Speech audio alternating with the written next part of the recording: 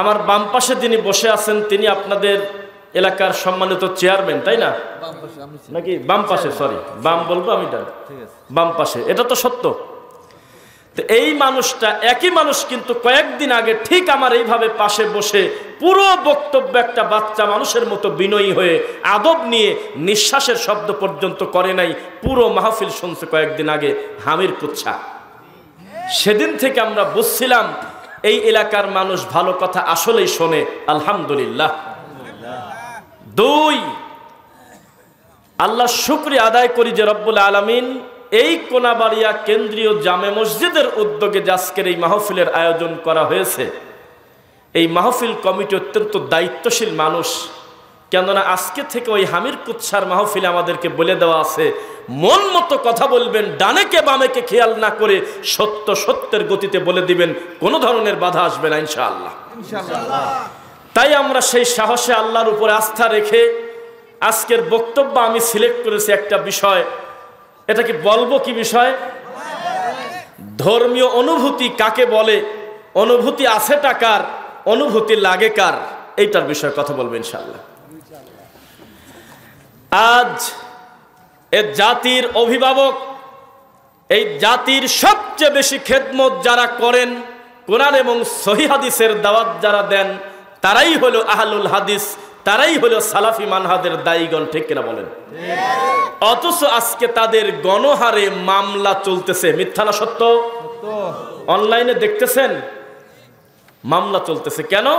একটা বিদাতকে টিকানোর জন্য। বিদাত যদি কাছ থেকে চলে যায় কি কর্ম করে খাবো বলেন, নাউযুবিল্লাহ।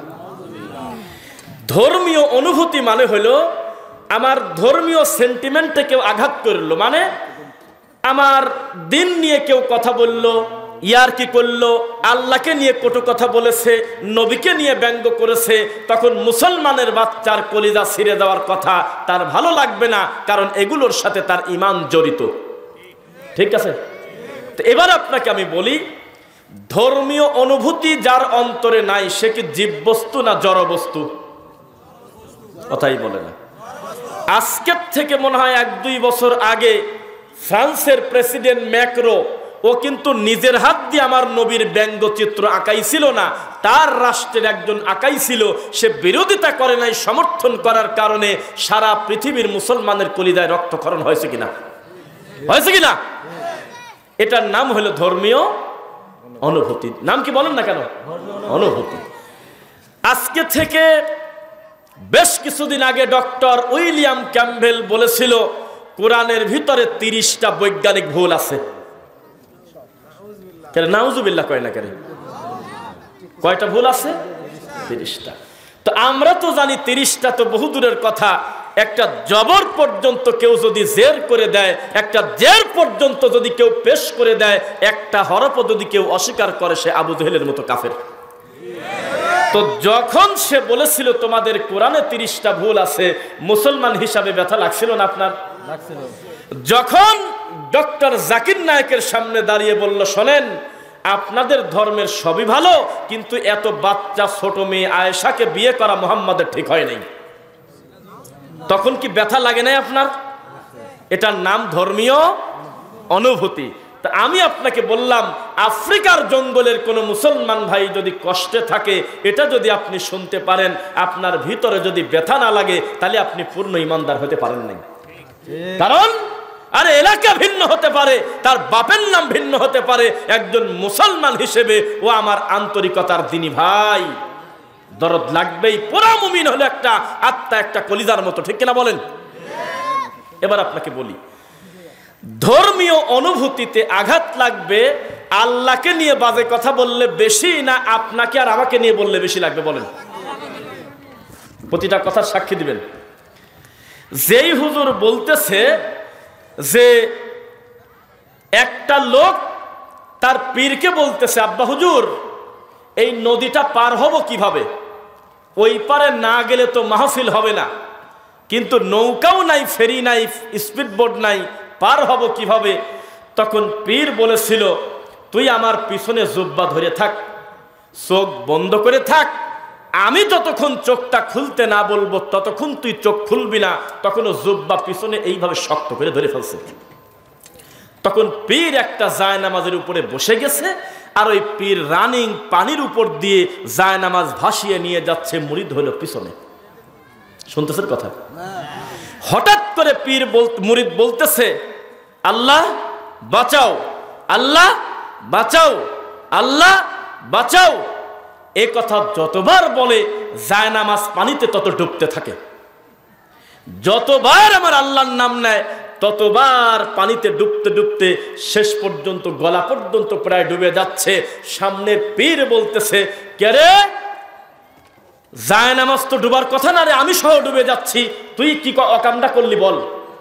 কয় যে বাবা, ওর মার আর এক স্বামী, আব্বা কিছুই তো কইনি, খালি বলছি আল্লাহ নিরাপদে তুমি আমাদেরকে ওই পারে পৌঁছে দাও, আমি এর বাইরে কিছু বলি নাই। এটা কি খারাপ কিছু বলছে? তার পীর বলছে, তোর একটা থাপ্পড় দিয়ে দাঁত ভেঙে দেব। আমি বলবো আল্লাহ আল্লাহ, তুই বলবি খাজা খাজা। তুই কেন আল্লাহ আল্লাহ বলতে গেলি? তুই আমার মুরিদ, তুই আমি আমি বলে ডাকবি, আর আমি বলবো আল্লাহ আল্লাহ। তুই বেশি পণ্ডিতি করে প্রথমেই ফার্স্ট ক্লাস নিতে গেলি কেন? তুই তো শয়তানির একটা পর্দায় আসিস, তোকে তো পুরা খেলাফতি দেই নাই। তোর ল্যাংটা হতে আরো বেশি দিন বাকি আছে, তোর বিবেকের দাঁত ফেলায় দেবো আরো কয়েকদিন পরে।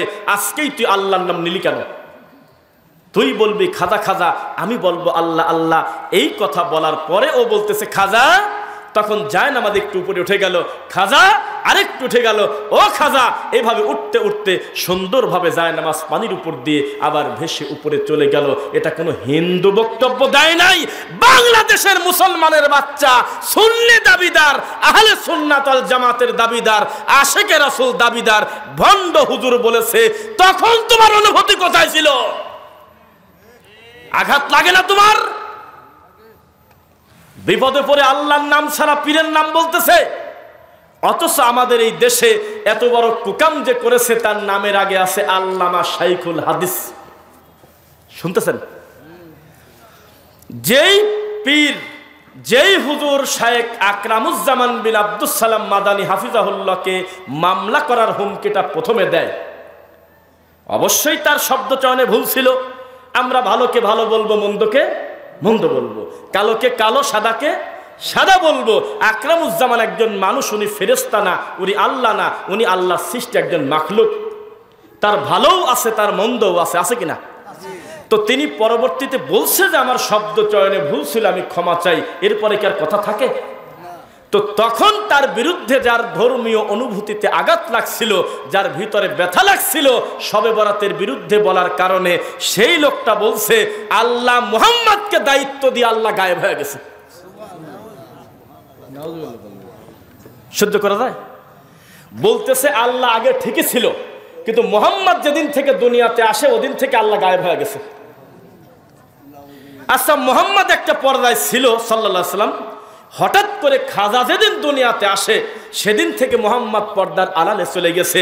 তার নাম আসবে, তবে তার আর কোনো কাজ নাই। খাজাকে দায়িত্ব দিয়ে মুহাম্মদ নাই হয়ে গেছে।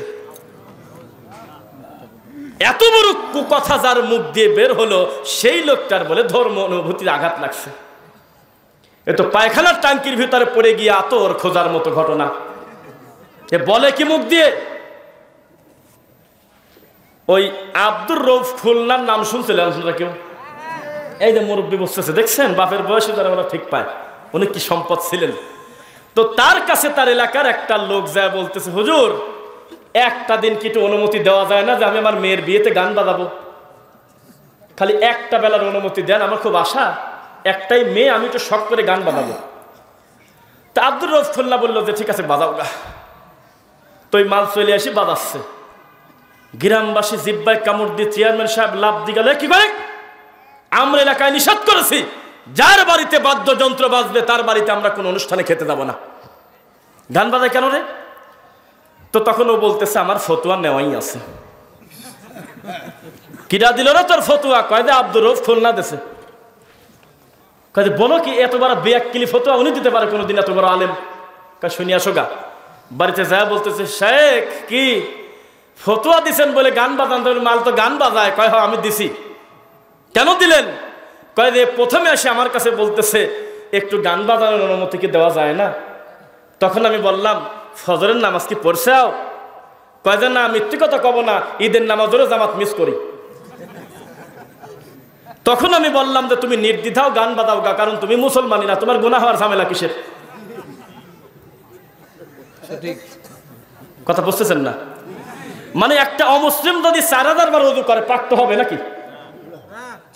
কি উপস্থিত নাই বলেন তো? আরে না না না, কি একটা জিনিস মিস আছে বলেন তো? ওযু সুন্দর করে করছে, একেবারে হাতের কবজি সুন্দর করে ধুয়েছে, কুলি করছে, মুখমণ্ডল ধৌত করছে, কবজি পর্যন্ত না কোনই পর্যন্ত হাত সুন্দর করে ধৌত করেছে, পা ধৌত করেছে।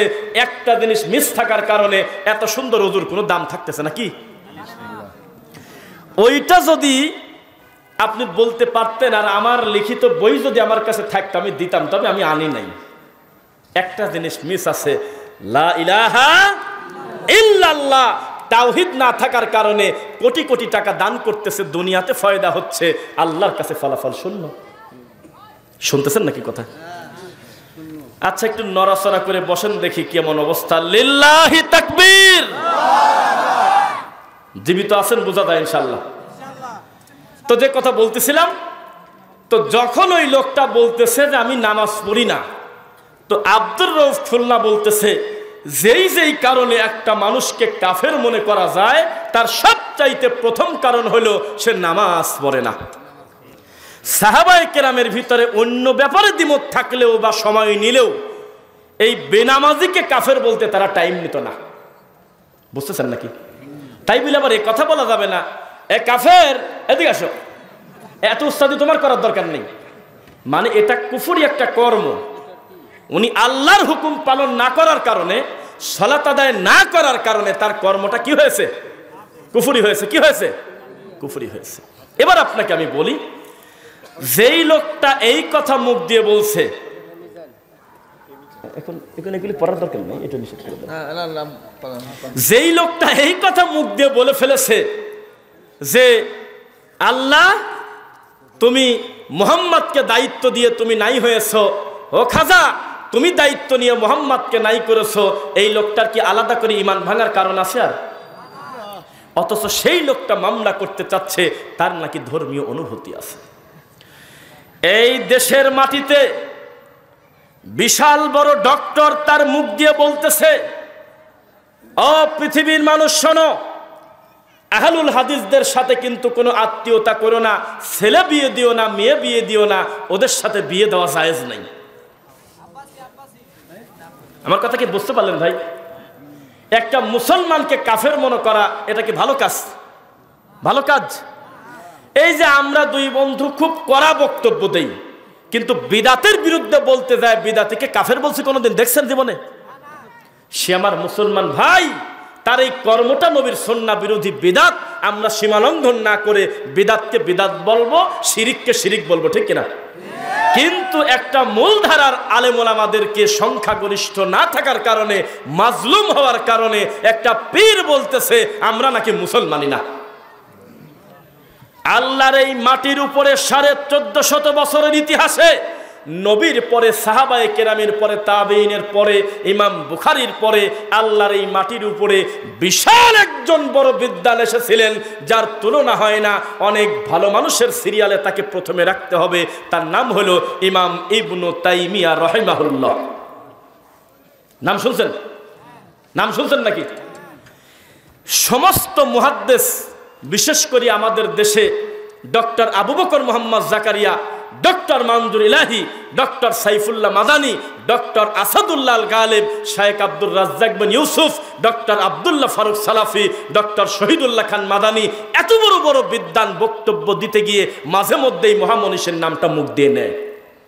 কারণ একটা ব্যতিক্রম মানুষ তিনি ছিলেন, এক একটা আলেমের এক একটা বিষয় অভিজ্ঞ। কিন্তু ইবনু তাইমিয়া রাহিমাহুল্লাহ এমন জ্ঞানী ছিলেন, ইসলামের প্রত্যেকটা শাখায় তার বিচরণ ছিল। এত বড় বিদ্বানকে এই হুজুর বলতেছে হিন্দু যেমন কাফের, ইবনু তাইমিয়া তেমন কাফের। তো তোমার ধর্মীয় অনুভূতিতে আঘাত লাগলো না? যেই লোক বলতেছে পানি গড়গড়ায় পড়ে যায়, আব্বা মায় ডাকে, আল্লাহ ডাকে না, এই কুকথা বলে ধর্মের নামে, তার অনুভূতিতে আঘাত লাগে না? এই বাংলাদেশে বসে হুজুর চিৎকার দিয়ে হাজারো মানুষের ভিতরে বলেছিল মুহাম্মদ সাল্লাল্লাহু আলাইহি ওয়াসাল্লামকে যদি কেউ মুসলমান বলে তাহলে সে তার ঈমান নেই। সাক্ষী আছেন কেউ? বলছে আমার নবী মুসলমানও না, আমার নবী ঈমানদারও না। শুনছেন কেউ এই কথা বলছে? শুনছেন? বলছে আমার নবীকে যদি কেউ ঈমানদার বলে সে কাফের। নাউজুবিল্লাহ। এত বড় কুকথা বলে তখন এ জাতির অনুভূতিতে আঘাত লাগে না। আর আহলুল হাদিসরা বক্তব্য দিলে বিদাতের বিরুদ্ধে যাওয়ার কারণে বিদাতি মামলা দেখানোর ভয় দেখায়। তোমাকে আমি বলেছি আমাদের দায়ীরা কোনো ভুল করলে, শব্দ চয়নে অন্যায় হলে তার বিরুদ্ধে যদি তোমার মামলা করা জরুরি হয় তাহলে তোমার 3 মিনিট পর পর যে বিদাত এবং শিরিক এবং কুফরি করো ধর্মের নামে, তোমার ফাঁসি হওয়া উচিত। কিন্তু আমাদের আদালত নাই, আমাদের ক্ষমতা নাই, আমরা মাজলুম। আমাদের সবচাইতে বড় অস্ত্র কুরআন হাদিসের দলিল, আর তোমাদের সবচেয়ে বড় অস্ত্র হলো গালিগালাজ আর হলো লাঠির জোর। আমরা দেখেছি তোমাদের সর্বশেষ গালিগালাজ ছাড়া তোমাদের আর কোনো রাস্তা নাই। ভালোবেসে একটা মুরব্বীকে বললাম, বাবাজি টাকনুর উপরে কাপড় পরতে হবে, মুরব্বী জর্দা ত্যাগ করতে হবে, হাতের বালা খুলে ফেলতে হবে, ছেলের বউয়ের সাথে, ছেলের বউ না মানে নাতির বেটার বউয়ের সাথে ইয়ার কি ঠাট্টা করা যাবে না। তখন বলতেছে এত মানা যায় না, মানলি সৌদি চলে যাও। এত বড় অসভ্য, মানে এই দেশে থাকি আল্লাহকে ঠিক মতো মানা যায় না, আলাদা জায়গায় গিয়ে মানতে হবে। নাউজুবিল্লাহ। আমাদের দেশে এমন রোগী আছে কিনা? নামাজি লোক, মুখ ভর্তি দাড়ি, আর নাতি বেটার বোর কাছে যায় ইয়ার কি ঠাট্টা করে আর বলে আমার এখনো যে যৌবন, তোর বিয়ে করা যাবে। আর ওই মেয়েটা 18 বছরের যুবতী মেয়ে রান্না করতেছে আর দাদা শ্বশুরকে বলতেছে তোমার বউ মরে গেছে, তুমি আমার স্বামী। এইরকম অসভ্য আমাদের দেশে আছে কিনা? নাউজুবিল্লাহি মিন যালিক। আব্বার সাথে যেমন ঠাট্টা মস্কারা করা যায় না, যদিও ঠাট্টা মস্কারা কারোর সাথেই করা যায় না, বাপ যেমন দাদা তেমন। কি তেমন? আমাদের সমাজে দাদা দাদি হলো বিড়ি খাওয়ার একটা ট্যাবলেট। গাঁজা যদি কেউ মন মতো বিনা বিরতিতে খেতে চায় তাহলে দাদের রুমে ঢুকে পড়ে। সিগারেট খাবি, দাদার রুমে ঢুকে পড়ছে, নিরাপদে গাঁজা টানতেছে। কোনোদিন দাদা দাদি বলে না যে তোর বাপেক বলে দেব, কারণ ওটা একটা নিরাপদ জায়গা। দাদা দাদির সাথে তার প্রেমের গল্প করে, কুকামের গল্প করে, হারাম গল্প করে। আর কোরআন হাদিস বলতেছে আবাউকুম, তোর বাপও বাপ, তার বাপও তোর বাপ। সমাজে এত বড় জাহিলিয়াত চলে, এত বড় খারাপ কাজ চলে, তবুও তোমার ধর্মীয় অনুভূতিতে আঘাত লাগে না। আমি জানি না আমার সামনে কোন কোন শ্রোতা বসে আছেন। বেশ কিছুদিন আগে একটা ছেলের মাথায় এইরকম গোল টুপি থাকার কারণে সেই ছেলেকে মসজিদ থেকে পর্যন্ত বের করে দিয়েছে, 5 কলি টুপি নিয়ে আয় তারপর ঢুকতে দেব। সাক্ষী আছে। আল্লাহর ঘর থেকে বের করে দিয়েছে 5টা কলি না থাকার কারণে। 1 2 3 4 5টা দাগ আছে। বলেন নাউজুবিল্লাহ। সেই ছেলের চাচা আবার ধরে নিয়ে গিয়ে ভিডিও করতেছে আর বলতেছে আমার ভাতিজাকে কোন অপরাধে আল্লাহর ঘর থেকে বের করা হলো, প্রায় 5 কলি টুপি নাই কেন? তোমার ধর্মীয় অনুভূতি কোথায় থাকে? ফরিদপুরের মসজিদ ভেঙে দিয়েছে জোরে আমিন বলার কারণে, কুলখানি না খাওয়ার কারণে, তাবিজ কবজ গলায় না থাকার কারণে, নবীর সুন্নাহ মোতাবেক আমল করার কারণে আল্লাহর ঘরটা পর্যন্ত ফরিদপুরে সালতা ভেঙে দিল। তখন তোমার অনুভূতি কোথায় ছিল? ভোলার মসজিদটা আগুন দিয়ে জ্বালিয়ে দিল, সেই দিন তোমার ধর্মীয় অনুভূতি কোথায় ছিল? তোমাকে আমরা বলি 2 সপ্তাহের বেশি জ্বর, সম্ভবত কালা জ্বর। দীর্ঘদিন বেদাত করতে করতে শয়তান তোমার চোখে পেশাব করে দিয়েছে, তোমার চোখও নাই, কানও নাই, তোমার কোনো ফিলিংসই নাই। মুরব্বী একটা কথা বলি, খেয়াল করবেন তো। আচ্ছা আপনাকেই বলি, আল্লাহ না করুক কথার কথা, আপনার নাতি ছোট মানুষ বোঝে না, একটা কঞ্চি দিয়ে আপনার হাতের উপরে জোরে করে বাড়ি মারছে, দিতে পারে না? কিন্তু আশ্চর্যজনক ব্যাপার, এত জোরে পিটানি দেশে হাতের পর কিন্তু আপনার ব্যথা লাগে নাই। এটা ভালো সংবাদ না? কথা বলেন। কঠিন জোরে কাঁচা কঞ্চি দিয়ে তার দাদার হাতের উপরে নাতি ছোট মানুষ বোঝে না, ধাম করে একটা বাড়ি কষে দিয়েছে, কিন্তু নানার ব্যথা লাগলো না। এটা ভালো খবর না? আমি জানি আপনারা জোশে কথা বলেন, এটা ভালো কি করে হতে পারে? এত জোরে আঘাত করলে তো অনুভূতিতে লাগার কথা, ব্যথা তো লাগবে। যদি না লাগে তাহলে সাধারণ রক্ত চলাচল মনে হয় বন্ধ হয়ে গেছে, সম্ভবত এই হাতটা খুব একটা কার্য করার বেশি দিন টিকবে না, হাতটাই কেটে ফেলতে হবে। এটা সুখবর নয়। অনুভূতি থাকবে না কেন? চিৎকার দিয়ে শত শত বছর ধরে বলি, মিলাদ পড়া বেদাত তোমার কানে ঢোকে না কেন? তোমার অনুভূতি কোথায়? শত শত বছর ধরে আহলুল হাদিস আলেম ওলামা বলতেছে, কোরআন হাদিসের দৃষ্টিতে শিরিক তাবিজ গ্রহণ করো না, তোমার কানে ঢোকে না কেন? শত শত বছর ধরে জুমার খুতবা চলে, প্রত্যেক সপ্তাহে ইমাম চিৎকার দিয়ে বলে গান বাজনা হারাম, মেয়ের বিয়েতে গান বাজে কেন? তোর অনুভূতি নাই, অনুভূতি নাই। এমন লোক বলতেছে আমার ধর্মীয় অনুভূতিতে আঘাত লাগছে, আকরামুজ্জামানের বক্তব্য, তোর তো অনুভূতিই নাই। হ্যাঁ, অনুভূতি আছে? নাউজুবিল্লাহ বললেন না? কোরআন এবং সহিহ হাদিস মানতে হবে বলেন ইনশাআল্লাহ। যতদিন দেহে শ্বাস থাকবে, সংখ্যার বিবেচনা সত্যের মাপকাঠি না, কোরআন হাদিসের ভালো কথা বলেই যাব ইনশাআল্লাহ। পুলিশ ভাইদের এবার একটু ধন্যবাদ দিয়ে দেই। নাঙ্গলকোট কুমিল্লা একটা জোকার আছে, সে বলছে কি জানেন? বলছে যে আমার মরণকালে ঢোলবাসি বাজায়ও, আমার কলেমা কালেমার দরকার নাই, আমার মৃত্যুর সময় ঢোলবাসি বাজা আমার কবর দিও। কারা কারা সাক্ষী আছেন দেখান, হাত নামান। বলছিল কি বলছিল? তুমি বলো, তুমি বলো কি বলছিল? না নাম বলতে বলি নাই, কি বলছিল বলো? কালেমার দরকার নাই, আমার মৃত্যুর সময় কালেমা পড়ো না, আমার কানে ঢোল বাজায় আমাকে দাফন করে দিও। এত বড় কুকথা যে বলেছে, এখনো সে ওয়াজ করে বেড়ায়। তোমার ধর্মীয় অনুভূতি আছে? হাজার হাজার মানুষের সামনে বলতেছে আমি চাই না জান্নাত, চাই না জাহান্নাম, আমার মরণকালে আমার কপালে লিখে দিও আমার খাজা বাবার নাম। তখন তোমার অনুভূতি কোথায় থাকে? নবী বলেছে মান ক্বালা আখিরুল কালাম লা ইলাহা ইল্লাল্লাহ দাখালাল জান্নাহ। কোন মানুষের মুখের একেবারে শেষের কথা যদি হয় লা ইলাহা ইল্লাল্লাহ দাখালাল জান্নাহ, আল্লাহ তাকে জান্নাত দিবেন। এই কালেমার বিরোধিতা করলো, তোমার খারাপ লাগলো না? অনুভূতিতে লাগলো না কেন? বোঝা গেল তোমার অনুভূতি নাই, তোমার রক্ত চলাচল চলতেছে না, তোমার শরীরে পুঁজ আছে। বোঝা যাচ্ছে নাকি? যেই দিন আপনার ওই রশি বাবার মুরিদ বলেছিল আমার মুরিদ ভাইয়েরা কোরবানি করার সময় খানকাতে বাবার দরবারে এসে কোরবানি দিও, তাহলে ইব্রাহিম নবীর একটা গোপন সুন্নাত পালন করা হবে, সেদিন তোমার অনুভূতি কোথায় ছিল বলো? তাই ছেলে এত হাসো কেন? চুপ, শুনতেছেন? সেদিন তোমার অনুভূতি কোথায় ছিল? ইন্না সালাতি, আমার সালাত, ওয়া নুসুকি, আমার কুরবানি, ওয়া মাহইয়ায়া, আমার জীবন, ওয়া মামাতি, আমার মরণ, লিল্লাহি রাব্বিল আলামিন, আমার আল্লাহর জন্য। ঠিক কিনা বলেন? তাহলে কুরবানি মানুষের নামে দিচ্ছে, এটা কি ঈমান ভঙ্গের কারণ কিনা, শিরক কিনা বলেন?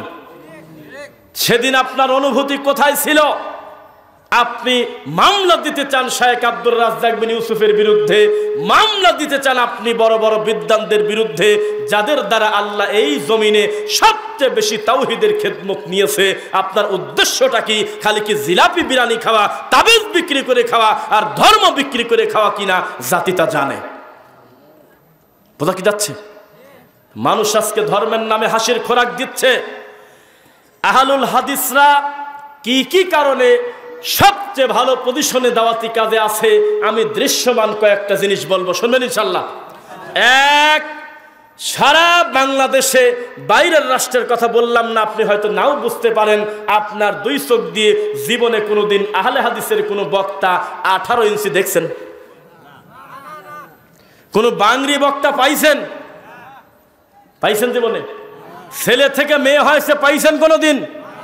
দাঁত তরমুজের বিচির মতো লাল, জর্দা মারে মিনিটে মিনিটে, এরকম অসভ্য অপবিত্র নোংরা বক্তা আহলে হাদিসে আছে?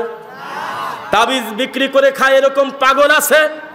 মানুষ হয়ে মানুষকে মুরিদ করে বলে আমার নামে জিকির করো, এরকম অসভ্য আহলে হাদিসের ভিতরে আছে?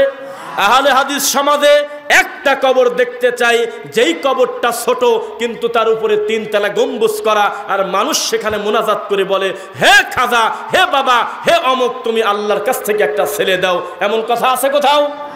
আহলুল হাদিসদের ভিতরে শবে বরাতের নামে শত শত রাকাত নামাজ পড়ে আল্লাহর নামে মিথ্যা কথা বলে, নবীকে দাঁত ভাঙার কথা বলে, নবীর প্রতি মিথ্যাবার করে, নোংরামি করে একটা মসজিদ দেখতে চাই, দেখাতে পারবেন?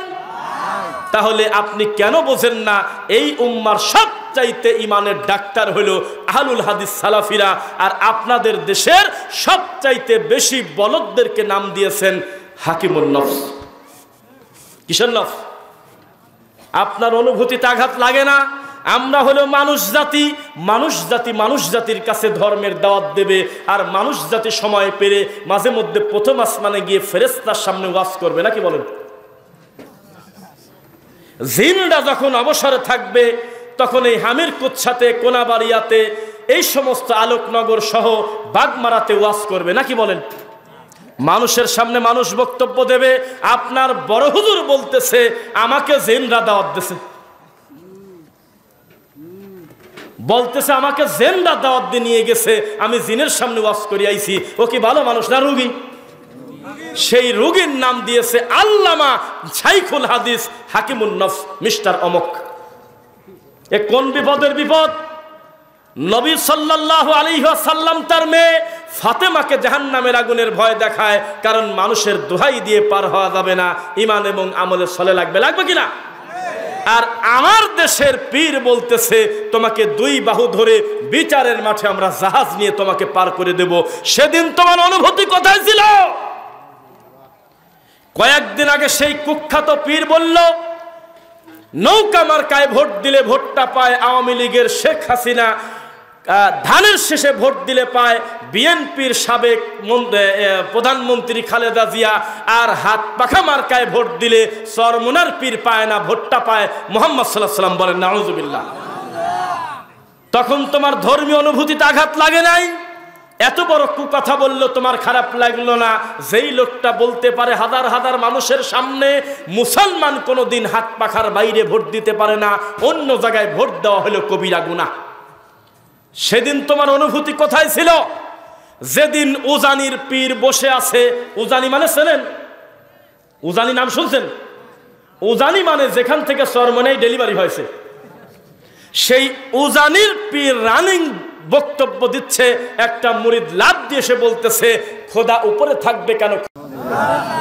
আজও পর্যন্ত ক্ষমা চায় নাই, আজও পর্যন্ত কেউ তাকে জুতা পিটা করে নাই যে প্রকাশ্যে ক্ষমা চান। মানুষ কোনোদিন আল্লাহ হতে পারে না, এত বড় একটা খারাপ কথা মুরিদ বলল, আপনি একটা ধমক পর্যন্ত দিলেন না। সেই লোকের কাছে ধর্মীয় অনুভূতি তো বহু দূরের কথা, আমাদের দেশের গৃহপালিত মুফতি হাজার হাজার বসে থাকে তার মাহফিলের সময় তার পায়ের কাছে। তোমার অনুভূতি কি আমরা তা জানি না? আমরা শত শত বছর ধরে বলেছি ডানে বামে সালাম ফিরানোর পরে যেই ইমাম সাহেব সমস্ত মুসল্লিকে নিয়ে আল্লাহুম্মা আমিন বলে হাত তুলে মুনাজাত করে, ও শুধু বেদাত করেছে তা নয়, বিদাতের কারণে তো গুনাহগার হয়েছে। আমার নবীর সুন্নাতি প্রায় 20টা দোয়া গোপন করার কারণে ও মার্ডার কেসের আসামির চাইতে বড় আসামি। 30টা বছর একটা মুরব্বী মানুষ সেজদা দিয়ে গেল, মরার আগ পর্যন্ত জানতে পারলো না আমার নবী সালাম ফেরানোর পর কি বলতো মুখ দিয়ে, আস্তাগফিরুল্লাহ 3 বার অথবা আল্লাহু আকবার মতলক্য থাকলেও আল্লাহুম্মা আনতাস সালাম, আয়াতুল কুরসি, এত সুন্দর সুন্দর জিকির আছে, কোনোদিন জানতে পারলো না। এক বিদাতি মুনাজাতে সব সুন্নাতি দুয়ার কবর দিয়ে দিয়েছে। তোমার অনুভূতিতে আঘাত লাগে না কেন?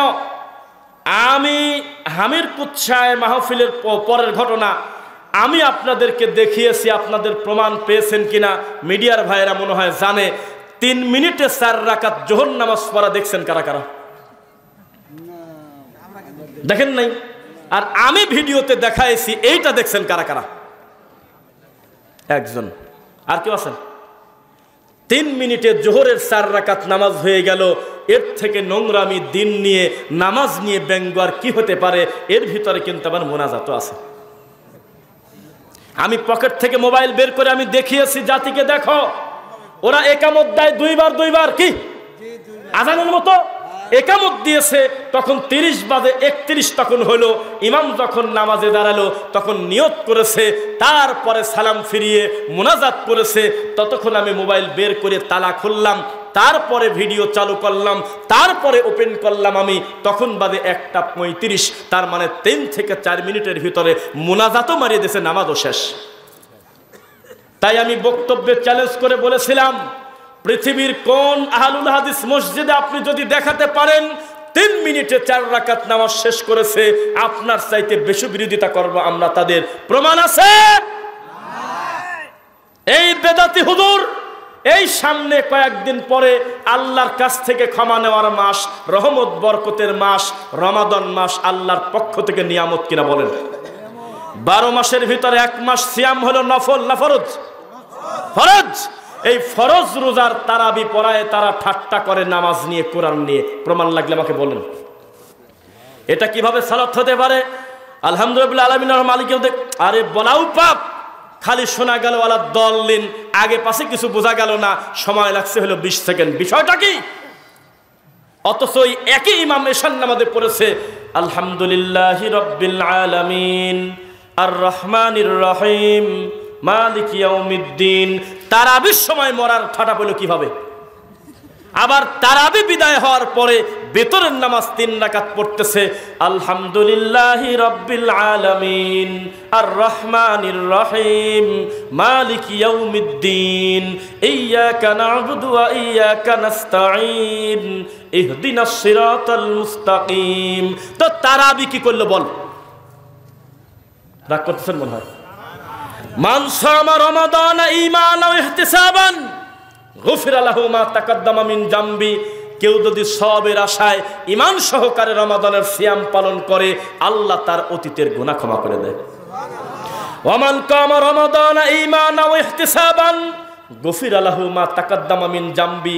কেউ যদি রমজানের রাতে দাঁড়ায়, মানে কিয়ামুল লাইল করে, তারাবি পড়ে, তাহাজ্জুদ পড়ে, সেই লোকটার অতীতের গুনাহ ক্ষমা। সেই তারাবিটা আমাদের দেশে তারাবি মানে হলো তাড়াতাড়ি। হ্যাঁ, তারাবি মানে তাড়াতাড়ি, যে ঝামেলা তাড়াতাড়ি সরাও, 18 মিনিটে 20 রাকাত মারিয়ে দাও। কে তাদেরকে শেখাবে রাসূলুল্লাহর সালাত কেমন ছিল? আরে বেদাতির ভিতরে বড় বড় আল্লামা আছে, কিন্তু আল্লামাদের বড় আল্লামা মরার আগে বলে গিয়েছিল, সালাত যদি শুদ্ধ করতে চান সালাতুর রাসূল বইটা পড়বেন। কোনোদিন এই বেদাতি হুজুর এই বইটা কোনোদিন নামই শোনে নাই, বলেও না। রুকু থেকে উঠে দোয়া আছে কিনা? 2 সেজদার মাঝখানে দোয়া আছে কিনা? সুন্দর করে 2 রাকাত সালাত যদি কেউ আদায় করে, অন্তত 5টা মিনিট তার টাইম লাগার কথা কিনা? আর খতম তারাবি মারিয়ে দিচ্ছে 35 মিনিটে 20 রাকাত। এটা নামাজ নেই আর কি, ঠাট্টা না তো কি? কি বুঝতেছেন আমার কথা? ধর্ম নিয়ে ব্যঙ্গ করা। আমার মোবাইলটা ওখানে কাজে আছে, নইলে আমি দেখাতাম। হ্যাঁ, এটা আপনার মোবাইলটা একটু বের করে দেখেন। আমি একটু আগে কোথায় তা বলবো না, একটা জায়গায় গিয়েছি, ওই মাজারের সামনে এইভাবে একটা ভক্ত মুনাজাতে এইরকম করতেছে, এরকম ভাবে। মানে আমি এটা ভিডিও করছি আর আমি দুঃখ করতেছি যে কি কয়, কিছু তো চা এরকম লাফদি দিয়ে ওঠে, একটু পরে ভংসি দিয়ে ওঠে। আর ডান পাশের লোকটা হাতর নিয়ে ওই পীরের ওটাকে কি বলে উপরে দেয়, গালিচা।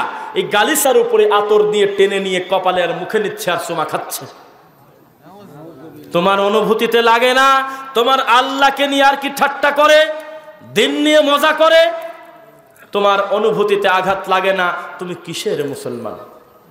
যেদিন আপনার ওই মুফতি বলেছিল আল্লাহ সাহাবীদেরকে দিয়ে জেনা করাইছে, নাউজুবিল্লাহ, এই একটা ভাষা, এই একটা আলেমের মুখের ভাষা, তখন তোমার অনুভূতিতে আঘাত লাগে নাই?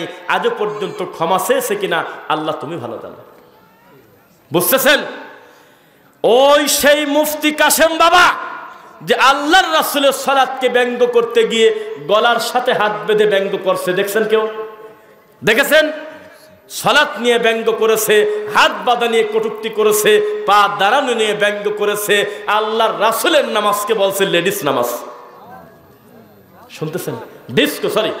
ডিস্কো নামাজ। কি নামাজ বলছে? সেদিন তোমার অনুভূতি কোথায় ছিল? হজ করতে যাও কোন লজ্জায়, ওখানে তো তোমার তরিকার লোক তো খুঁজেই পাওয়া যায় না, ওখানে তো সব তোমার দৃষ্টিতে ওহাবি তো বেশি। তুমি যাদেরকে লামাঝাবি বলে গালি দাও, তুমি যাদেরকে ওহাবি বলে গালি দাও, তোমার এই সংখ্যার লোক ওখানে বেশি না কম? বেশি না কম? ভারত, বাংলাদেশ, পাকিস্তান, ইরাক, ইরান আর কয়েকটা রাষ্ট্রের মানুষ দূর থেকে নবীর কবরের দিকে তাকায় সুমা খাচ্ছে। শুধু না, ওই বাথরুম ওরা খেয়াল করে নাই যে আরবিতে হাম্মামখানা, গোসলখানা, টয়লেট লেখা, ওই টয়লেটের ওয়াল ধরে টানে আর কপালে মোছে আর হু হু করে কাঁদতেছে। আমি গত রমজানে উমরা করে আসলাম, আমি কল মিথ্যা বললাম না। মানে পাগল এখনো জানে না যে এটা হলো টয়লেট, কিন্তু নবীর কবরের সোজা বাকির কবরের কাছাকাছি হওয়ার কারণে ওই পাশে পশ্চিম দক্ষিণ এই মুখামুখি হওয়ার কারণে এই বাংলাদেশ, ভারত, পাকিস্তানের কিছু আবেগী আশেকে রাসূল নামক খয়রাতি জুকার ওরা কি করতেছে, ওই ওয়ালের পানি টানে আর কপালে নেয় আর হু হু করে খালি কাঁদে আর জিকির করে। আমি কই হায় রে পাগল, এটা তো পায়খানা রে। আর কেন যদি বলেন যে কাম করলো কেন, তার একটা কারণ, কারণ নবীর কবরের পাশে যাওয়ার একটা অনুমতি আছে। আগে এলো পাথারি যেত, কিন্তু এখন আমির মুআল্লিম সহ একটা অনুমতি পত্র নিতে হয়। শুনে দেখেন, শোনেন, এখন আপনি চাইলে নবীর কবরের কাছে গিয়ে সালাম মন মতো দিতে পারবেন না। চাইলে আপনি রিয়াজুল জান্নাতে 2 রাকাত সালাত আদায় করতে পারবেন না। আপনাকে আপনার মুআল্লিমের সাথে যেতে হবে, কয়জন মানুষ আপনার তালিকা দিতে হবে, আপনার দরখাস্ত দিতে হবে, অনলাইন কুপন পূরণ করতে হবে। এক গ্রুপের লোক আরেক গ্রুপে ঢুকে বলে ভাই করে দেয়, শোনেন নাই? এরপরে নির্দিষ্ট সময় আপনাকে দেবে, আপনি আমার রাসূলের কবরের কাছে সালাম দিবেন এবং আপনার মসজিদের ভিতরে 2 রাকাত সালাত আদায় করবেন রিয়াজুল জান্নাহ। আছে কিনা? দুর্ভাগ্যজনক বশত ওইখানে এই সুন্নিরা আবেগ দেখাতে যায় নবীর কবরের এই আছে না, ওরা তো কবর বলে না, ওরা কি বলে? রওজা মুবারক। কি বলে? রওজা মুবারক। আরে নামই জানে না, কোন বিপদ কোন? মা বাইনা বাইতি ওয়া মিম্বারি রাউযাতুম মিন রিয়াজিল জান্নাহ। ওই ঘরটা আল্লাহর ঘর আর আপনার আয়েশার ঘর, এই দুইটার মাঝখানের জায়গাটার নাম রিয়াজুল জান্নাহ। আর এই পাগলরা নবীর কবরের নাম দিয়েছে রওজা মুবারক। অথচ নবীর কবরটা কবর। সেখানে তার আবেগ দেখাতে গিয়ে নবীর কবরের সামনে যে কাপড় আছে, যে সুন্দর গিলাফ করা আছে বা এই পর্দা আছে, ওইটা ধরে এইভাবে চুমা খেতে যায়, যখন কাঁদতে যায় তখন পুলিশ বগলের মধ্যে হাত দিয়ে গোতা দিয়ে ধাক্কা দিয়ে সরা দেয়। ওইখানে কোলাতে না পারি ওই পায়খানা ধরে ধরে কাঁদে। এখন আমরা আমাদের ভিতরে মুআল্লিম, বগুড়ার মুআল্লিম জিজ্ঞাসা করতেছে এরা কারা? কয় ভারত, বাংলাদেশ, পাকিস্তান ছাড়া এই মাল আর কোনটি আছে? যত রোগী ডেলিভারি হয় আপনাদের এই সাবকন্টিনেন্টে, ওরাই বলতেছে ভাষায়। আল্লাহর কসম, একটু আগে যে বক্তব্য দিয়ে গেল বাশার বিন হায়াত আলী ভাই, তাই না? উনি আর আমি কিন্তু একই সফরে উমরা করছি, আমাদের দুইজনেরই ব্যাগ চুরি হয়ে গেছিল। জিজ্ঞাসা করে দেখবেন ফোন দিয়ে, ব্যাগ নাই। অন্য লোকের হেরামের কাপড় পরলাম হলো ওইটা ময়লা হওয়ার পরে, নাই ব্যাগ নাই, 7 জনের ব্যাগ নাই, ব্যাগ কোথায় গেল? আর ওই অফিসের ভিতর যায় বাঙালি গালিচ্ছে, তোরা বন্ড, আবু জেহেলের বাড়ির লোক, তোরা খারাপ, আমার ব্যাগ কোন জায়গা গেল? ওরা ভাষা বোঝে না, তবে বুঝে গেছে যে কিছু একটা বলতেছে, গালিগালাজ করতেছে। এত গালিগালাজ আমরা করতেছি, আর সৌদির ওই পুলিশ কোনো আলেমও না, এই পুলিশ খালি মুখ দিয়ে বলল ইন্নাল্লাহা মা'আস সাবিরিন, যে না আমি আপনাকে হাসাতে আসি নাই। বাঙালি গালি দিচ্ছে আর বলতেছে তোর দেশে আবু জেহেল ছিল, নবীকে তোরা কষ্ট দিয়েছিস, আমাদের 7টা ব্যাগ গেল কোন জায়গা, ব্যাগ বাই করে দে। এখনো মুআল্লিম জীবিত আছে, এই বগুড়ার মুআল্লিম বাশার বিন হায়াত আলীকে ফোন দিয়ে এই হুবহু কথা না শুনলে আমাকে ফোন দিয়ে মিথ্যা কথা বলছি। গালিগালাজ করার আমরা যত গালি দেই, ও খালি বলতেছে ইয়া হাজ ইন্নাল্লাহা মা'আস সাবিরিন। লাস্টের বার বলতেছে ফাসসাবরুন জামিল। এরা পুলিশ আর এই হুজুর মুফতি গালি দিচ্ছে। পরে তদন্ত করে দেখি 80 সালে ফাদেল পাস করছে। সেই গালি আল্লাহর কসম গালি দিছে, আল্লাহর কসম গালি দিছে। শেষ পর্যন্ত পুলিশ বলল কোন দোভাষী কি আছো নাকি? এক মাল চলে আসলো, জি আমি আরবি বুঝি। কইলে আমি কথা বলি, তোমরা অনুবাদ করে দাও। ঠিক আছে বলেন। বলতেছে আমরা বুঝতে পারতেছি আপনার এই কয়েকটা লোক আমাকে খুব গালি দিচ্ছেন। আপনাদের দাবি যে জেদ্দা বিমানবন্দরে আপনাদের ব্যাগ আসছে কিন্তু ব্যাগটা আমরা দিতে পারি না, এই দোষটা মনে হয় আমাদের। তবে আমি গায়েবের মালিক না, সম্ভবত এই কুকাম তোমার বাংলাদেশের লোকই করছে। তোমাদের বিমানবন্দরে ফন্দি খবর নাও, ফন্দি খবর নিয়ে দেখি এ ব্যাগের এই মাল বাইরে যাই নাই, গাড়িতে ওঠেই নাই। তো বলছিল, আমি বললাম না আপনাদের এই সুন্দর কামটা আপনার এলাকার লোকই করে। এখানে যদি জেদ্দা একবার পৌঁছে যেত, এই আমানতের খেয়ানত সৌদি আরবের কোনো পুলিশের দ্বারা হতো না। এত বড় কুকাম আমরা করি না। তখন আমরা এই পরিস্থিতিতে চলে গেলাম। এই অবস্থায় আমরা চলে গেলাম। যাওয়ার পরে 3 দিন সময় লাগবে এখান থেকে এই মালটা পাস করার জন্য। 3 দিন পরে ওই দেশের 322 রিয়াল, কত হয়? মেলা টাকা হয়। ঠিক আছে, ঠিক আছে। 322 রিয়াল খরচ করে একটা গাড়ি নিয়ে এসে আমাদের এই মুআল্লিম কষ্ট করে প্রমাণ দিয়ে স্লিপ নাম্বার দিয়ে আমাদের 7টা ব্যাগ নিয়ে গেল। 5টা ব্যাগেরই চেন কাটা, 5টা ব্যাগেরই তালা নাই। হায়রে অসভ্য অমানুষ! এ বাঙালি পরিচয় দিতে লজ্জা করলো ওই সময়। ওরে অসভ্য মেন্টাল মানসিক প্রতিবন্ধী, তুই কি করলি রে? ওমরা করতে গেছি, আমরা প্লেট নিয়ে গেছি। আমরা কি পাগল যে ব্যাগের মধ্যে টাকা ভরে নিয়ে যাবো রে? রুগী টাকা তো আমরা আলাদা করে কাছে রাখছি রে। টিস্যু আছে ওর ভিতরে, প্লেট আছে, সাদা কাপড় আছে, চিরা আছে কয়টা, এর নাম মাত্র কয়েকটা জিনিস আছে। এই সেন তুই কাটলি, তুই পালি ডাকি। বাসারের ব্যাগের চেন কাটা, আর রফিকের চেন তো দূরের কথা, গোটা চেনটাই নাই, হাওয়া দড়ি দিয়ে বাজি দিয়ে দিয়েছে। এটা হলে এই অসভ্য। তাহলে এর অনুভূতি আছে, এটা আপনি বললেন এই জাতের অনুভূতি আছে নাই? তো ওরা আমাদেরকে বলল, শোনো, অনেকদিন পর্যন্ত আমরা জানতাম না সৌদিয়ান যে মানুষ হয়ে মানুষকে কম দেওয়া যায়, এই নীতি আমাদের জানা ছিল না। তোমাদের লোকের মাধ্যমে আমরা জেনে গেছি। আমরা হলো সেই জাতি, যেই জাতি বহির্বিশ্বে, এই যে কয়েকদিন আগে আব্দুল্লাহ বিন আব্দুর রাজ্জাক হাফিজাহুল্লাহর একটা বক্তব্য, এই যে একটা মানে কনফারেন্স একটা হয়েছিল না, সেখানে সব ঘরানার লোক কিছু কিছু ছিল, শুনছিলেন এই বক্তব্য কেউ? 15-17 মিনিটের একটা বক্তব্য ছিল, আমি আপনাকে বলি। সেই বক্তব্যে খেয়াল করবেন, বিদাতিরা বক্তব্য দিচ্ছে, ধরো, মারো, কাটো, এই জুতা পিটা করো, এরকম রক্ত গরম করা বক্তব্য দিচ্ছে। একটু পর পর বলতেছে সবাই ঠিক ঠিক ঠিক। আর আব্দুল্লাহ বিন আব্দুর রাজ্জাক যখন বক্তব্য দিচ্ছে, তখন তিনি বলল, আমাদের এই শরীফ থেকে শরীফা হওয়া, আমাদের এই ট্রান্সজেন্ডার পুরুষ থেকে মহিলা দাবি করা, এই রকম অসভ্য নীতি আসার পিছনে মূলত আমরা নিজেরাই দায়ী। আমরা নিজেরাই দায়ী। কেন বলতেছে? আমরা ইউরোপ আমেরিকাতে, উনি তো এখন কোথায় থাকেন? ইউরোপে না, লন্ডনে। তিনি বলতেছে, আমি আমার 2 চোখ দিয়ে দেখেছি, এই বাংলাদেশের মানুষ, মুসলমানের বাচ্চা, 2টা টাকা বেশি পাওয়ার লোভে, 2টা ডলার বেশি পাওয়ার লোভে তার মালিকের কাছে মিথ্যা কথা কয়। কি বলে? মিথ্যা কথা বলে। তাহলে এই জাতির কল্যাণ কি করে আপনি আশা করবেন? আপনি আমাকে বলেন তো। তাই তিনি তার বক্তব্যে বললেন, আমরা একটা কিছু ঘটে গেলে অস্থির হয়ে যাই, কিন্তু ঘটার আগে আমাদের কোনো পরিকল্পনা নেই। যখন ঘরটা হেলে দুলে চলে গেল, তখন সবাই মিলে দৌড়াদৌড়ি করে বাঁশ কাটো, খন্তি কাটো, কেটে তখন পেলা দিচ্ছ। তার আগে তুমি ঘরটা সুন্দর করো না। এর নাম হলো বাঙালি। মিথ্যা পরিত্যাগ করবে না, বিদাত পরিত্যাগ করবে না, শিরকের বাচ্চা ফোটাবে। 3 দিন পর পর একটা মাজার তৈরি করবে। শায়েখ আব্দুর রাজ্জাক বিন ইউসুফ হাফিজাহুল্লাহ বলছিল, 1980 সালের জরিপে আমাদের এই দেশে নাকি 2,98,000 পীর আছে। কত? তো শায়েখ তার পরবর্তীতে গনে নাই, গুনছে আর 80 সাল গেছে হলো কয় বছর আগে? কথা কয় না, 44 বছর আগে। কিন্তু শায়েখ তার জানে না এই 44 বছর আরো কত মাল ডেলিভারি হয়েছে। কিসের ডবল? পীরের নারী, ভুড়ি, খেতা, বালিশ, বদনা, শিকল, জিরা, বেকাম, এককার ও কম্মা, ওই টাকা বেশি, ও খানকালি বসে আছে, মানুষ তাকে গরু দিয়ে আসে। আমাদের এই বাংলাদেশে প্রায় 1000-এর মতো আম্মা পীর আছে। কি পীর আছে? আম্মা পীর।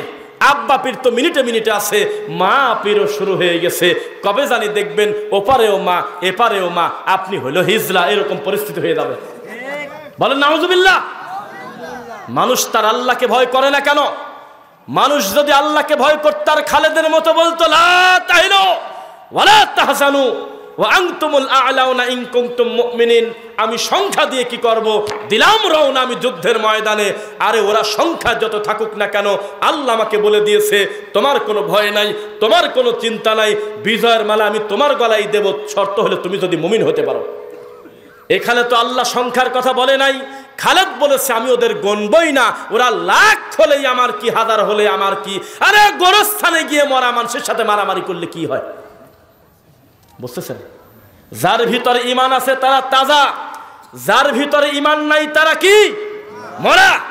ইখরিজুল হাইয়া মিনাল মাইয়িত ওয়া ইখরিজুল মাইয়িতা মিনাল হাই ওয়া তারযুকু মান তাশাউ বিগাইরি হিসাব। আল্লাহ বলতেছে আমি মরা থেকে তাজা, তাজা থেকে মরা বের করি। শুনতেছেন? শুনতেছেন কথা? এবার আপনাদের প্রশ্ন করি, বলেন তো কোন তাজা আর কোন মরার কথা বলছে? আলেমরা বলবেন না, আপনারা বলেন। এখানে তাজা বলতে কি বোঝায় আর মরা বলতে কি বোঝায়? তাজা বলতে আদমকে বোঝায়। আদমের যেই ছেলে তার আরেক ছেলেকে মারিয়ে ফেলছে ওটা মরা। তাজা হলো লূত আলাইহিস সালাম, লূতের বউ হলো মরা। নূহ আলাইহিস সালাম হলো তাজা, নূহ আলাইহিস সালামের ছেলে হলো মরা। ইব্রাহিম আলাইহিস সালাম হলো তাজা, তার বাপ আজর হলো মরা। মুসা নবী হলো তাজা আর ফেরাউন হলো মরা। মুহাম্মদ সাল্লাল্লাহু আলাইহি ওয়াসাল্লাম হলো তাজা, আবু জেহেল হলো মরা। এর নাম আমরা বুঝেছি, এর নাম আমরা বুঝেছি জুলুমাত কি আর নূর কি। বুঝতেছেন কথা? সূরা ইব্রাহিম খোলেন আপনি, 14 নম্বর সূরা, সূরা ইব্রাহিম প্রথম নম্বর আয়াতে আল্লাহ বলতেছে আলিফ লাম রা কিতাবুন আনজালনাহু ইলাইকা লিতুখরিজান নাসা মিনাজ যুলুমাতি ইলান নূর। এটা হলো সেই কিতাব যেই কিতাবটা পাঠানো হয়েছে মানুষকে অন্ধকার থেকে আলোর দিকে আনার জন্য। ঠিক কিনা বলেন? অন্ধকারের নাম হলো বিদআত, অন্ধকারের নাম হলো শিরিক, অন্ধকারের নাম হলো মরা মানুষের পূজা করা, অন্ধকারের নাম হলো তাবিজ কবজ নেওয়া, আর আলোর নাম হলো ইসলাম, আলোর নাম হলো কোরআন মাজিদ। ঠিক কিনা বলেন? মেলা কথা বলে ফেলছি। দেখেন একটা বিষয় আমি খেয়াল করলাম, বেশিরভাগ যেই যেই মাহফিলে কালেকশন থাকে ওই মাহফিলে সবার মূল ফোকাস থাকে মাল উঠলো কত। কিন্তু আপনারা খুব ব্যতিক্রম, দীর্ঘ সময় কোরআন হাদিসের কথা শুনেছেন, কোনো ডিস্টার্ব করেন নাই বক্তাকে, আলহামদুলিল্লাহ। গত কয়েকদিন আগে আমি একটা কথা বলি, আমার এই ভিডিওতে আছে মনে হয়, লাস্টে 1 ঘন্টা 7 মিনিটের পরে এই কথা শুনলে আপনার খুবই উপকার হবে। একটা বক্তব্য দিছি আমি, জায়গার নাম বললে তারা কষ্ট পাবে, শুধু আমি জেলার নাম বলবো ইনশাল্লাহ। পড়েন, শুধু জেলার নামটা বলবো, সেটা হলো আপনার নাটোর, না সরি নওগাঁ, নওগাঁ সাপাহার থানা। বাকি আর আমি অত কিছু বলবো টলবো না, অনেকদিন আগে আমার বক্তব্য দেওয়ার পরে দুঃখিত, আল্লাহ তুমি ক্ষমা করো, খিলগাঁও নাসিরাবাদ, রামপুরা ব্রিজ থেকে হাতের বামে খিলগাঁও নাসিরাবাদ, যেখানে আহলুল হাদিস মঞ্জিল করার জন্য আমাদের সম্মানিত প্রিয় শায়েখ ডক্টর আসাদুল্লাহ গালিব হাফিজাহুল্লাহ কিছুদিন আগে টাকা তুলছেন, দেখেছেন? ওই ঠিক তার পাশের এলাকায় আমি একটা মাহফিলে গেছি। আল্লাহর কসম, আমাকে বসায় রেখে দ্বিতীয় বক্তা 10 লাখ টাকার উপরে তুলছে 18 মিনিটে। আমি কাছে বসে, টাকা চালি 50,000 দেয়, টাকা চালি 30,000 দেয়, কেন? সবাই শিল্পপতি। তো বক্তব্য দেওয়ার সময় আমার কাছে এসে 2,000 টাকা কম দেওয়ার জন্য ফকিরের বাচ্চা সাজতেছে। কেন কম, কেন? তো বলতেছে যে একেবারে মাথায় বাড়ি হুজুর, মাথায় বাড়ি। কেন? কয়ে কালেকশন ভালো হয় নাই। তা আমি বললাম যে মোট উঠলো কত? কয় 16.5 লাখ। টাকাগুলি কি তোমার বাপ ডেলিভারি দিয়েছে নাকি? এর টাকা যারা দেশে তুমি কি তাদের কাছে পাও না? আল্লাহকে খুশি করার জন্য দেশে কথা বলে না, চুপ থাকে। তখন বললাম মাইকালার কাছে তুমি রাজা, প্যান্ডেলার কাছে তুমি রাজা, সব জায়গা তুমি রাজা, এই হুজুর মানুষের কাছে এসে ফকিরের বাচ্চা সাজো। আমি তো আশ্চর্য হয়ে গেলাম, সামনে যে কয়টা লোক বসে প্রায় হিসাবে অতগুলো হাজারের চাইতে বেশি টাকা উঠে গেল, অথচ লোক ছিল সামান্য কয়জন। এই মানুষগুলো আল্লাহকে ভালো না বাসলে টাকা দিত? তো মানুষের হলো এই টার্গেট হয়ে গেছে। তবে আজকের মাহফিলটা একটু ব্যতিক্রম, টাকা তোলা হয়ে গেছে, কিন্তু এশার সালাতের পরপরই এরপরেও দীর্ঘ সময় 2টা বক্তার বক্তব্য শুনেছেন। আল্লাহ তুমি আমাদের ভাইদের প্রতি সন্তুষ্ট হয়ে দাও আল্লাহ। এবার আমি বলি, আমাদের এই কমিটি আমাকে 1 মিনিটের জন্য বলে নাই যে 2টা টাকা তুলে দেন, এই কাজটা আমরা পারিও না, হয়ও না। তবে আমি দিনের স্বার্থে, ইমানের কারণে, এখানে আরেকখানকার জিকিরের সাথে মেলে না, একখানকার দরুদ আরেকখানকার দরুদের সাথে মেলে না। এক পীর আরেক পীরকে বলে কাফের, কিন্তু আহলে হাদিসের বিরুদ্ধে কথা আসলে সব বেদাতি রাতারাতি এক হয়ে যায়। মিথ্যা না সত্য? শুনতেছেন কথা? বেদাতিরা কিন্তু কামরা কামড়ি করে একে অন্যকে কাফের বলে। সরমনাই পীরকে যদি বলেন যে আপনার ডান পাশে আছে 1 বোতল বিষ আর বাম পাশে আছে 8 পীর, আপনি কাকে বুকে টেনে নেবেন, কাকে ভালো বলবেন? ও বলবে আমি বিষ খেয়ে মরে যাবো, 8 আমি ভণ্ড বলবই। আপনি দেওয়ানবাগিকে যদি জিজ্ঞাসা করেন যে ফুরফুরা কেমন, ও বলবে ওরা ভণ্ড আমি ভালো, ওকে বলবেন ও বলবে আমি ভালো ওরা ভণ্ড। এক পীর আরেক পীরকে দেখতে পারে না, কাফের বলে, কিন্তু আহলে হাদিসের মসজিদ ভাঙার সময় সব বেদাতি একসাথে রওনা দেয়। ঠিক কিনা বলেন? মিথ্যা বললাম? বেদাতিরা কিন্তু ঐক্যবদ্ধ, তাদের খানকা আলাদা, পীর আলাদা, দরগা আলাদা, মাযহাব আলাদা, তরিকা আলাদা, পীর আলাদা, গ্রাম আলাদা, মহল্লা আলাদা, কিন্তু তাদের সব বিদাতির গোড়া এক। কিভাবে সমাজ থেকে নবীর সুন্নাহ বিদায় করা যায়, কিভাবে আল্লাহর তাওহীদ নিয়ে ইয়ারকি ঠাট্টা করা যায়, এটা বিদাতিদের মিশন। ঠিক কিনা বলেন? কিন্তু আমাদের কিছু দুঃখ আছে, আমাদের কিছু অতি আবেগী কিছু ভাই আছে, আমরা নিজেদের ব্যাপারে কথা বলি না, কারণ অন্যরা মনোকষ্ট পেয়ে বিষয়টা হালকা করে ফেলবে। রুহামা ও বাইনাহুম আমাদের ভিতরে খুবই কম, একে অন্যের বিরুদ্ধে লেগে গেছে। বলেন নাউজুবিল্লাহ। আমাকে আর ভাইকে দুইজনের মুখামুখি লাগায় দিয়ে, মাঝখানে ক্রস চিহ্ন দিয়ে, উল্টা পাল্টা বক্তব্য দিয়ে আর লিখে দিয়েছে, দেখুন অমককে কিভাবে গালি দিলেন, অমককে কিভাবে কাফের বললেন। এইরকম কথা আমাদের সমাজে আছে কিনা? এই যুবকদেরকে সচেতন করি, শোনো, তোমার সবচেয়ে বড় ভুল, তুমি মানুষকে ফেরেশতা মনে করতে গিয়েছো। এর থেকে বড় ভুল তোমার আর হতে পারে না। মানুষ যে মরে নাই তার ভুল হতে পারে, তার সঠিকও হতে পারে। বোঝা যাচ্ছে? যে মারা গেছে তার হিসাব আল্লাহর কাছে পৌঁছে গেছে, কিন্তু যে জীবিত আছে তার ঈমান চলে যাওয়ার সম্ভাবনাও আছে, আবার চলে যাওয়া ঈমান ফিরে আসার সম্ভাবনাও আছে। আছে কিনা? অথচ আমরা যাকে ভালো মনে করি সে হলো আল্লাহ, আর আমরা যাকে খারাপ মনে করি সে হলো শয়তান। মাঝখানে মানুষ মনে করি আমরা, কাউকে মনে করি না। কোনো একটা ভুল পেলে সঙ্গে সঙ্গে লাল চিহ্ন দিয়ে, ক্রস চিহ্ন দিয়ে পাবলিক প্লেসে আমরা মানুষকে বেইজ্জত করি। বলেন নাউজুবিল্লাহ। এটা কি উচিত হবে?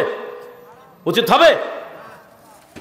আমি চিন্তা করি, যেই পীর বলছে কয়দিন আগে যে আহলে হাদিসদের সাথে বিবাহ বন্ধনে দিও না, তার সার্টিফিকেট খুঁজে পাচ্ছে না, তারই দলের লোক। অন্য আর এক ডক্টর বলতেছে ওর ডক্টরের ডিগ্রি ভুয়া। কথা কয় না? ডক্টর ডিগ্রি ভুয়া।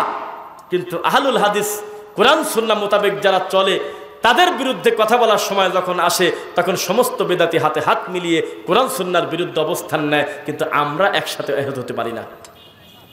এটা কি আমাদের কষ্ট না? কষ্ট কিনা বলেন? এত বড় ফতোয়া যে বলবে যে নবী হলো মাটির তৈরি, তার বউ তালাক। যে মিলাদ পড়বে না, মিলাদকে বিদাত বলবে, তার বউ তালাক দিতেই হয় নাই, কয় একাকেই তালাক হয়ে গেছে। আছে কিনা এমন লোক? এই সব কথা সমাজে যারা ছড়ায়, এই সমস্ত ভাইরাস হলো জাতির বড় আল্লামা। আর সবচেয়ে বেশি মাজলুম যারা, সবচেয়ে বেশি কোরআন সুন্নাহর দাওয়াত যারা মানুষের কাছে দেয়, তাদেরকে বানিয়েছি আমরা হলো ফিতনাবাজ, ইহুদের দালাল। ঠিক কিনা বলেন? এটা আমাদের কষ্ট। যাই হোক, রমাল এসে গেছে, আমরা লম্বা সময় আপনাদেরকে কষ্ট দেব না। আল্লাহ সুবহানাহু ওয়া তাআলার ইচ্ছায় আমরা মাহফিল শেষের দিকে চলে এসেছি।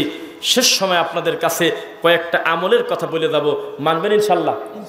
জীবনে কোনোদিন, তাকান আমার দিকে আঙুল তোলেন, জীবনে কোনোদিন ছেলের বিয়েতে, মেয়ের বিয়েতে ছেলের গলায়, জামার গলায় সোনার মালা দিবেন না।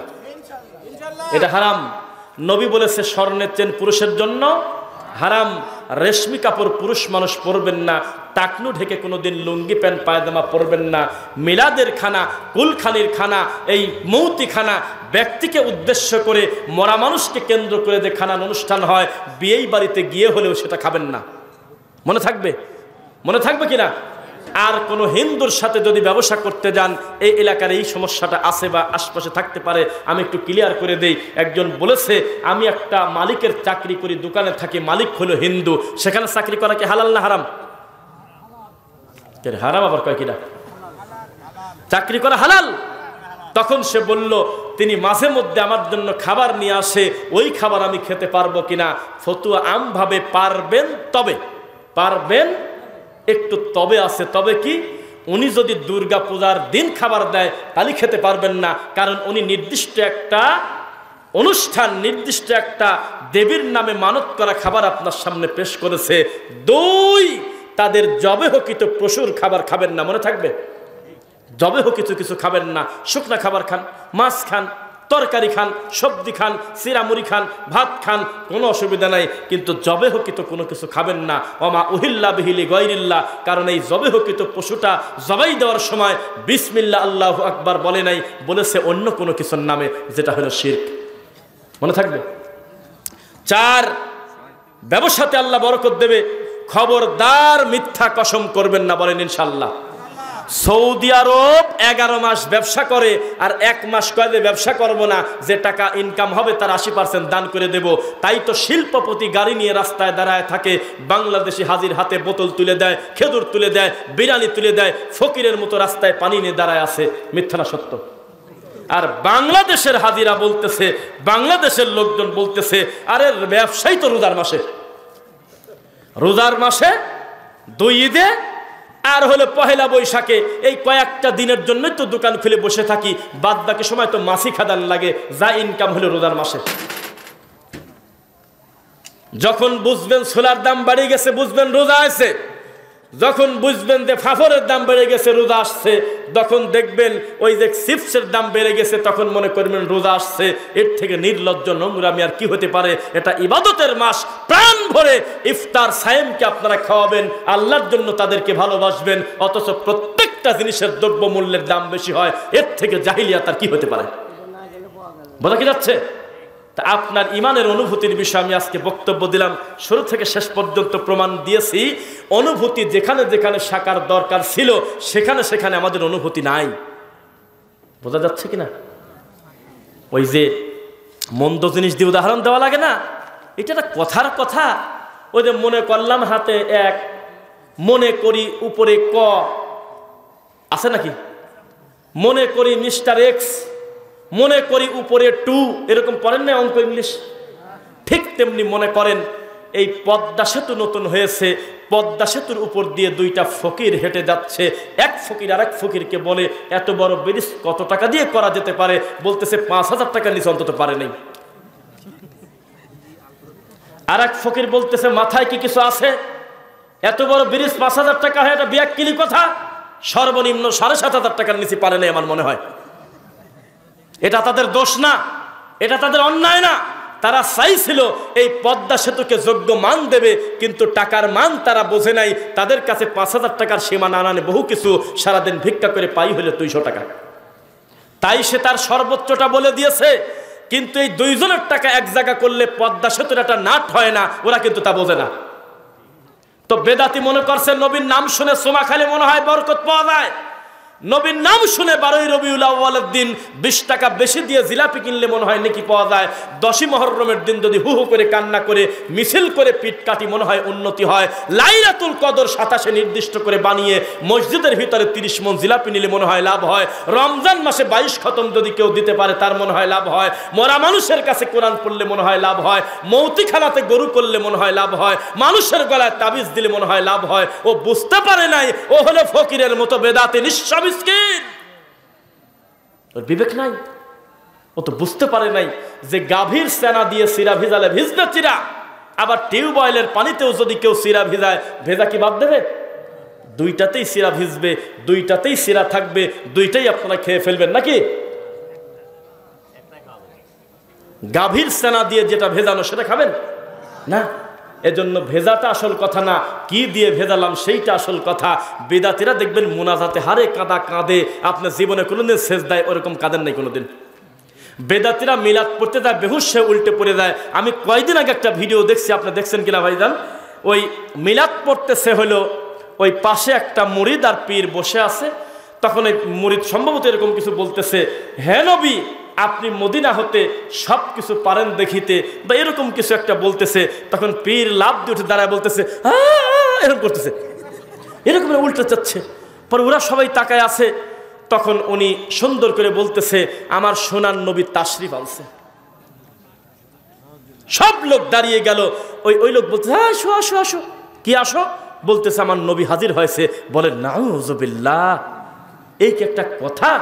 এই জালসার মঞ্চে বলে নবী এসে গেল। তখন ওরা মিলাদ বসে না পড়ে ওরা দাঁড়িয়ে গেল। কত আবেগ! আমি এমনও দেখেছি, এক মুরিদ জিকির করতেছে, একটু পরে পীরকে দেবে, ও এই বেদাতি কথা বলতেছে, মিলাদ পড়তেছে, পীর বেহুশা উল্টে পড়ে গেছে। বোঝা কি যাচ্ছে? তো এটা হলো বেদাতির পাওয়ার। কিন্তু বেদাতি বুঝতে পারে নাই উল্টা দিক থেকে তার বহু উন্নতি হচ্ছে। গাড়ির গিয়ার পিছন দিক দেওয়া। বেদাতির গিয়ার কোন দিকে? আরে বেদাত করলে যদি নেকি না পাচ্ছ তাও তো একটা কথা, এ তো বিপদ আরো বাড়ে। আল্লাহ লানত, মালাইকার লানত, ওয়ান নাসি আজমাইন, গোটা মানব জাতির লানত যে বেদাত করে। নাউযুবিল্লাহ। বেদাতিকে ছোট পাবি না বড় পাবি? তাই তো আমাদের শায়েখ বলছিল, কিন্তু তার পুরো 1 ঘন্টার বক্তব্য বুঝতে পারে নাই, বা শব্দ চয়নটা ওইভাবে হয়ে গেছে। পুরোটা শুনলে আপনিও বুঝতেন আসলে যিনি মানুষ হত্যা করে ওর নেকি মনে করে করে না। যারা মানুষকে গালি দেয় সে নেকি মনে করে করে না। যে মানুষের বাড়িতে ডাকাতি করে সে এটাকে নেকি মনে করে করে না। অবৈধ সম্পর্ক স্থাপন করে সে নেকি মনে করে করে না। একটা সময় তার বয়সের কারণে বা ভারত যদি ভিতরে আসে আল্লাহর ভয়ে তওবা করতে পারে ইনশাল্লাহ। কি? কিন্তু বিদাতি সহজে তওবা করে না, কারণ ও তো বিশ্বাসই করে না ও পাপ করছে। ও কয় যে তোমার চাইতে আমি বেশি ভালো। বোঝা যাচ্ছে? বিদাত হইল বড় মানুষের পাপ, বিদাত হইল জমিদারদের পাপ। এটা কোনো ছোট লোকের পাপ না। আল্লাহ যে কথাগুলো বললাম আমাকে এবং যারা শুনলো, তুমি আল্লাহ সকলকে তোমার দিনের জন্য কবুল করো আল্লাহ রব্বুল আলামিন। না থাক, এই ঝামেলায় যাবেন না। কখন আসবে তাদের কাছে অফিসিয়াল ভাবে প্রশ্ন দিবেন, তারা উত্তর দেবে, বলেন ইনশাল্লাহ। এই ভুল করবেন না। আপনি বা কি লিখে নিয়ে আইছেন, বক্তা তো জানে না। রিডিং পরিধি দেখে যে সভাপতির বিরুদ্ধে সেক্রেটারিকে খেপা দিয়েছে। কি একটা মসজিদ কমিটি প্রশ্ন দিয়েছে, বিরাট ব্যাংকে 50 লাখ টাকা রাখি প্রতি মাসে 30,000 টাকা তুলি, ইমাম সাহেবের বেতন দিলি, সেই ইমামের অবস্থা কি হবে? আর আমি তো আর জানি না, আমার পাশে বসে আছে মালদা। তো এই জন্য সিচুয়েশন ডিমান্ড করবে কি আসলে কোন এলাকার কোন রোগ, এটা না বুঝে তো কথা বলা যাবে না। যাবে কি? আমাদেরকে ভালো কথা বলতে বলা হয়েছে, কিন্তু সব ভালো সব জায়গায় কি আমরা বলতে পারবো কি? আল্লাহ তাআলা আমাদের সকলকে কবুল করুন, বলুন আল্লাহুম্মা আমিন। আল্লাহ রাব্বুল আলামিন আমাদের